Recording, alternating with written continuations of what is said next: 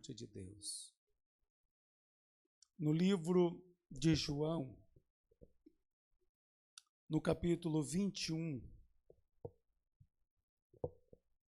aqui tem alguns versículos, irmãos, que nós podemos ler.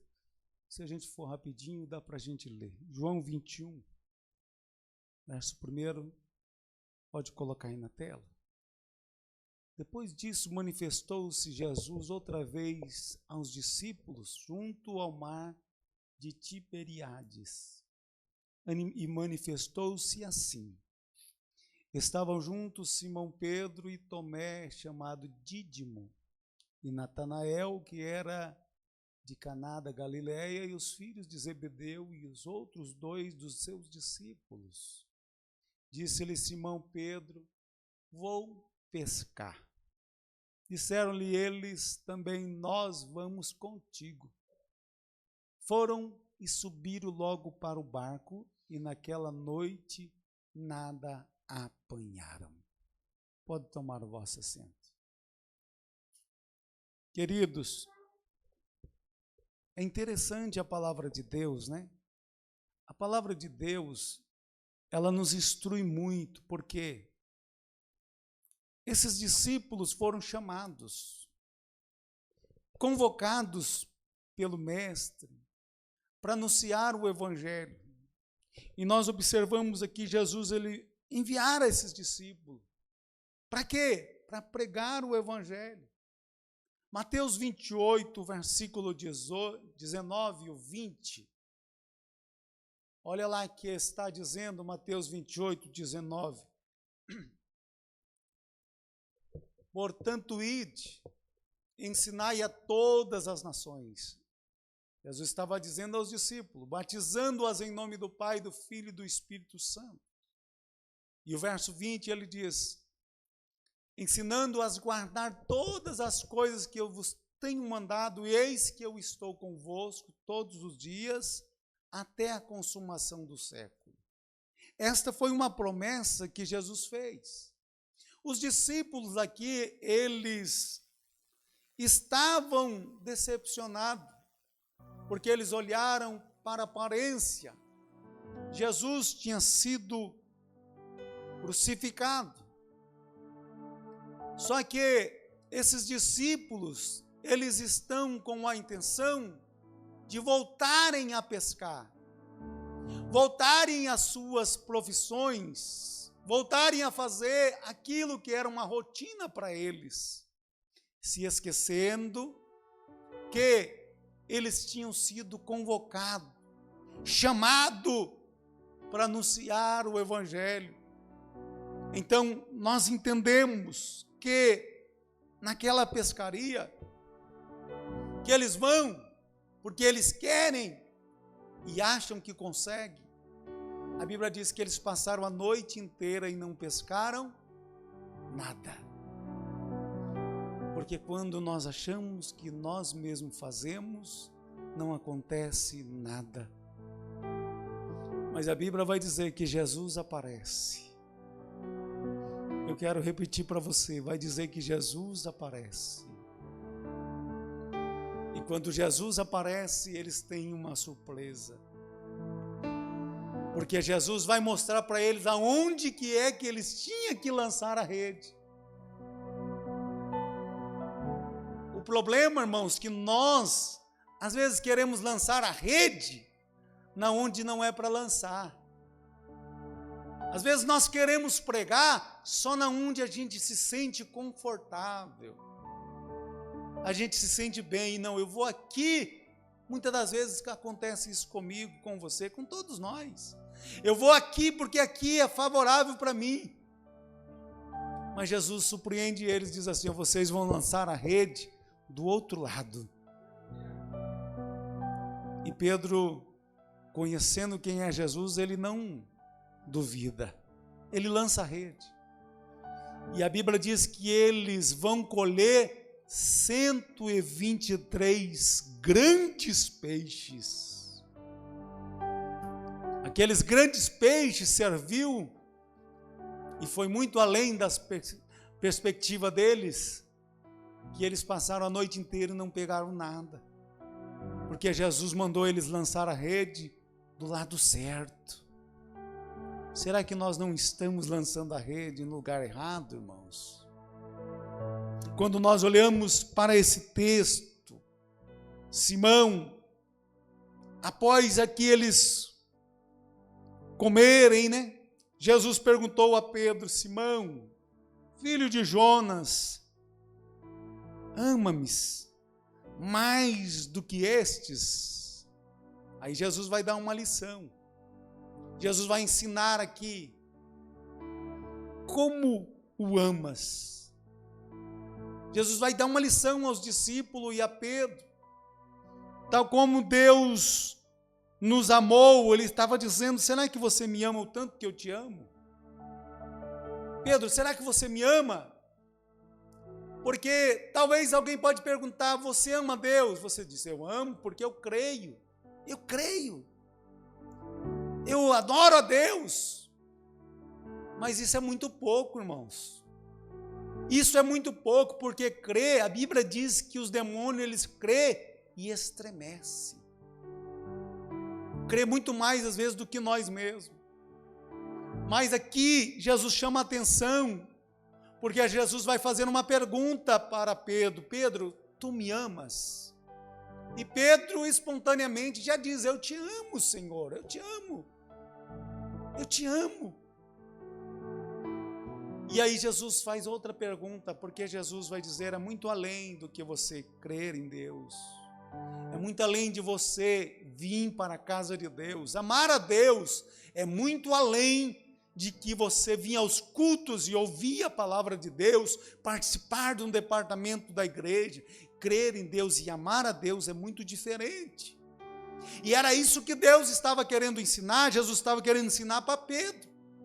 Porque, no entanto, Pedro estava crendo no poder de Jesus, crendo no que Deus era capaz de fazer milagres. Ele viu maravilha, ele se alegrou com Jesus, ele sentou à mesa, se alimentou, comeu, saciou, como quem a sua alma está saciada, porque a palavra está sendo pregada, não é assim?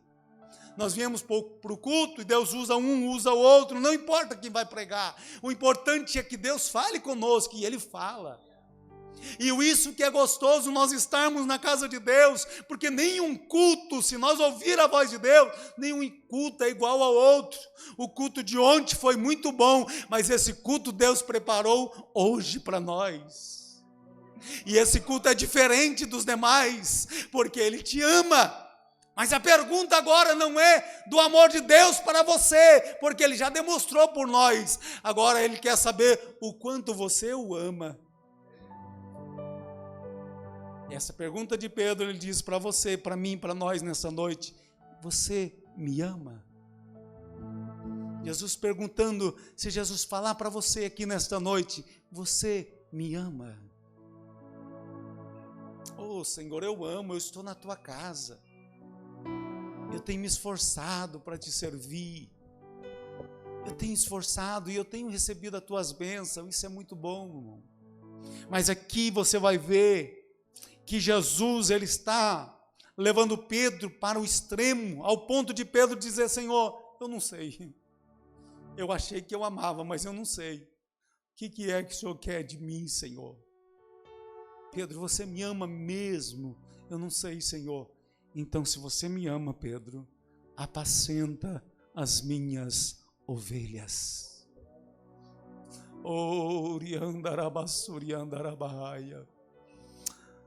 No teu bairro tem uma ovelha perdida. Do teu lado tem uma ovelha perdida e você diz que ama Jesus. Você diz que ama Ele, mas não consegue ver a ovelha que está se perdendo. Nós dizemos que amamos a Jesus, mas nós não temos coragem de abraçar uma ovelha que está perdida. E Jesus vai dizer para Pedro: você me ama, Pedro? Então apacenta as minhas ovelhas. Sabe quem são as ovelhas de Jesus? Aquelas que você prega e elas ouvem. Não é aquele que é rebelde, aquele que quer estar distante. Não, é aqueles que você prega e eles dão valor à palavra. É aquelas que estão gemendo e quando você traz uma palavra, ela recebe. Mas para isso eu preciso lançar a rede no lado certo. Eu preciso se humilhar diante de Jesus e dizer: Jesus, eu sou teu servo, me ensina, eu quero cumprir a tua vontade. Às vezes, irmãos, Deus quer te usar dentro de uma penitenciária, às vezes Deus quer te usar dentro de um hospital, às vezes Deus quer te usar dentro de uma favela e às vezes dentro de um palácio, dentro das autoridades, dentro de uma empresa. Não importa onde é que Deus quer te levar, mas você precisa amar para você ir. Não importa o lugar, que muitas das vezes nós queremos escolher para onde ir, e se Deus quiser te levar, não importa onde seja, se você quer amar de verdade, então cumpra Marcos 16:15, ide por todo mundo, pregai o evangelho a toda criatura. O amor de Jesus é isso, irmãos. Nós precisamos entender como nós amamos, tal como Deus nos amou aqui em João 3:16. Crer em Jesus é muito pouco. Nós precisamos entender com sacrifício, com ofertas, como o da viúva sincera, mas nós precisamos fazer ainda mais. Tais coisas não ficam, mas o amor de Deus é maior por nós. Nós precisamos fazer algo por Ele. Precisamos amar de verdade, irmãos. Precisamos amar de verdade. Precisamos dizer para as pessoas que só Jesus liberta, só Jesus perdoa, só Jesus transforma, só Jesus dá vida eterna, só Ele tem o poder. E alguém diz assim: pastor, eu não sou merecedor. Nenhum de nós é digno, irmão. Nenhum de nós é digno. Nenhum de nós merece o céu, nenhum. Mas o que vale é o poder do sangue de Jesus. O que faz a diferença é o poder do sangue de Jesus. Porque o sangue de Jesus, ele tem poder para purificar.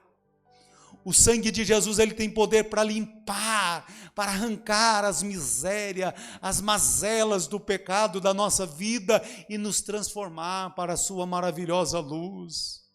Então nós precisamos dizer isso.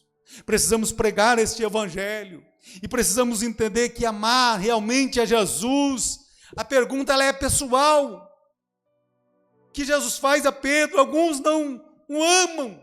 Por quê? Porque não entende para que Ele me chamou. Você sabe para que Deus te chamou? Não é para você ficar murmurando nos cantos, não. Não é para você ficar falando mal do seu irmão, não. Ou dizer quem é que prega melhor, quem não prega. Deus te chamou com um propósito. Deus te chamou para fazer algo para Ele. Não é para murmurar e nem reclamar de A ou B. É para cumprir o propósito de Deus na nossa vida.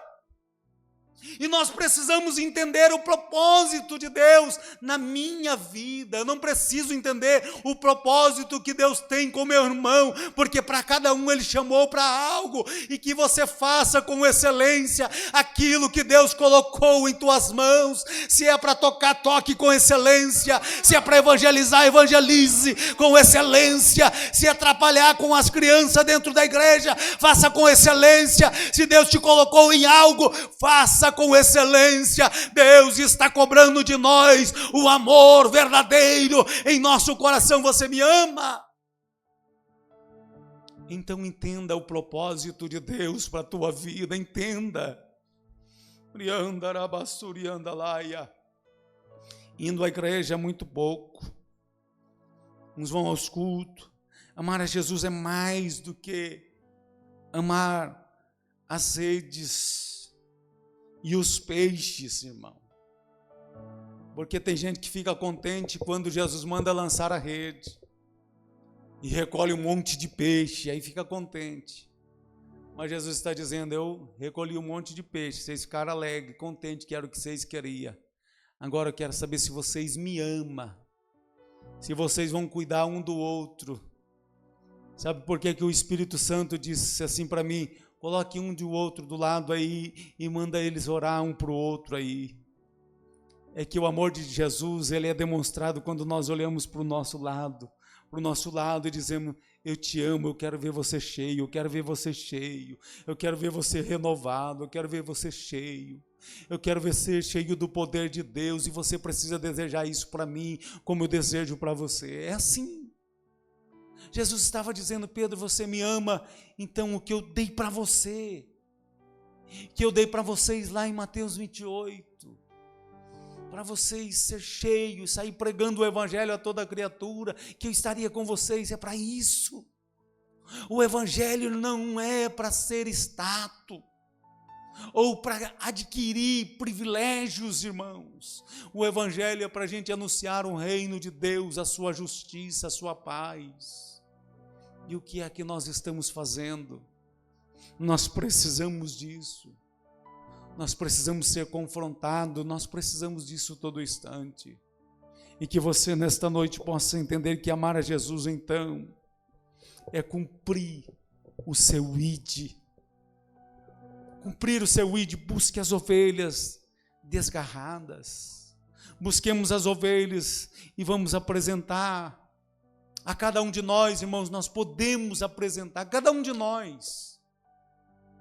Eu quero que Deus me dê sabedoria, para que nós apresentamos um plano, um projeto aqui na igreja, que toda a igreja se envolva nesse projeto. Eu peço a Deus que me dê uma sabedoria do céu, para que Ele me revele um projeto, que todos nós possamos contribuir para o crescimento da obra de Deus. Quantos vão orar por mim para que Deus nos dê este projeto de verdade? Que juntos nós possamos colocar a mão no arado e fazer algo que o reino de Deus seja transformado através da nossa vida, vidas sejam transformadas, vidas sejam libertas. Irmãos, hoje é um culto de missões, de conscientização, mas a pergunta de Jesus para você e para mim: você me ama? Esta é a palavra que Deus colocou no meu coração. Fiquemos em pé. E você vai responder para Ele, não vai responder para mim não. Você vai responder para Jesus nesta noite. E se você ama, tu vai começar a cumprir o ID de Jesus. Eu vou começar a cumprir o ID de Jesus. Oh, aleluia, aleluia, aleluia, aleluias. O maior amor, irmão, é quando nós queremos que vidas sejam transformadas, que vidas sejam tocadas por Deus. Eu quero nesse momento convidar nosso irmão Vinícius para orar por nós, por cada um de nós. E quantos querem amar a Jesus de verdade aqui, levanta a mão, amar mesmo. Eu sei que você entendeu a mensagem.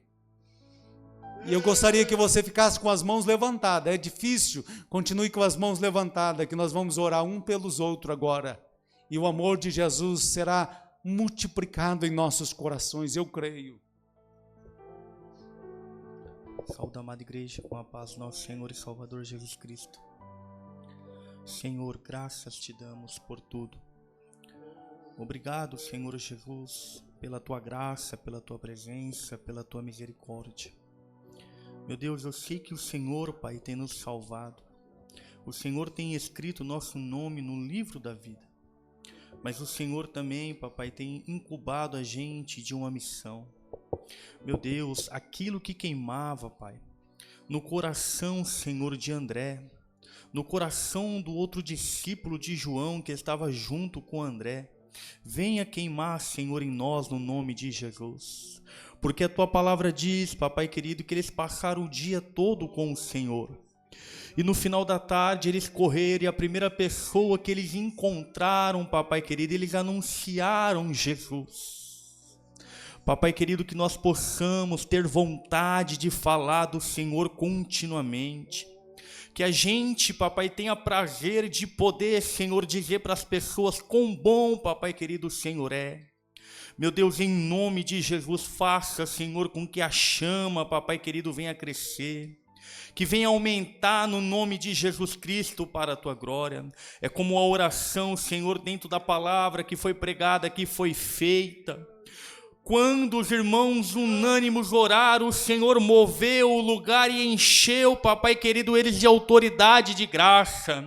Eu creio que o Senhor nesta noite derramou unção, derramou poder, derramou, Senhor, papai querido, sobre nós as tuas virtudes, para que possamos anunciar, Senhor, as boas novas do Evangelho no nome de Jesus Cristo, para que a cidade venha a ser impactada, e assim como aconteceu, Senhor, em Tessalônica, as pessoas possam dizer: estes que têm alvoroçado o mundo chegaram até aqui para a glória do teu santo nome.